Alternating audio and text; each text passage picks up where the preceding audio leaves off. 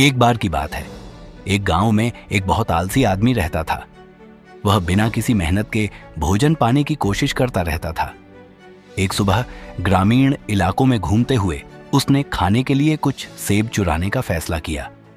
जैसे ही उसने सेब तोड़ने की कोशिश की, एक किसान ने उसे देख लिया और उस पर झपट पड़ा। आलसी आदमी डर गया और छिपने के लिए पास के जंगल में भाग गया।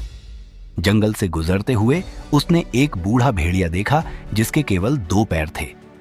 आदमी को आश्चर्य हुआ कि वह भेड़िया केवल 2 पैरों के साथ कैसे जीवित रह रहा है।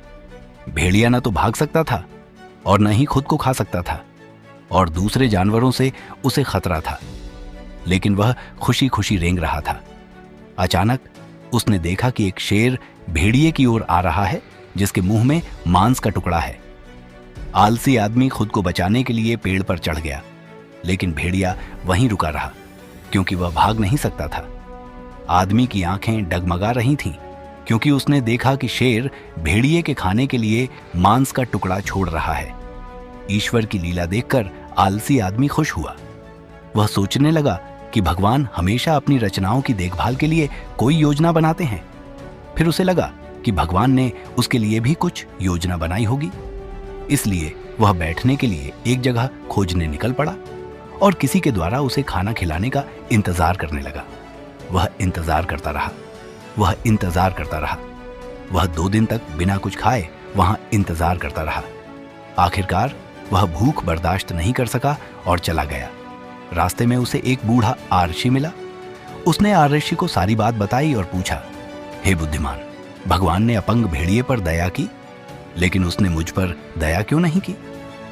बूढ़े आरशी ने उत्तर दिया, यह सच है कि भगवान के पास हर किसी के लिए एक योजना है। तुम स्पष्ट रूप से उसकी योजना का हिस्सा हो, लेकिन बेटा, तुमने उसके संकेतों को अपने तरीके से लिया। वह नहीं चाहता था कि तुम भेड़िए की तरह बनो, वह चाहता था कि तुम शेर की तरह बनो। जीवन में कभी कभी हम अपने लिए भगवान के संकेतों को गलत तरीके से समझ सकते हैं और उन्हें गलत तरीके से ले सकते हैं, लेकिन निराश मत हो। शायद अब तक के अपने जीवन पर विचार करें और सोचें कि आपने अपने जीवन में ईश्वर के किन संकेतों को गलत समझा है। मुझे उम्मीद है कि यह कहानी आपको जीवन में खुशहाल और अधिक सफल मार्ग पर प्रकाश डालेगी। देखने के लिए धन्यवाद और धन्य रहें।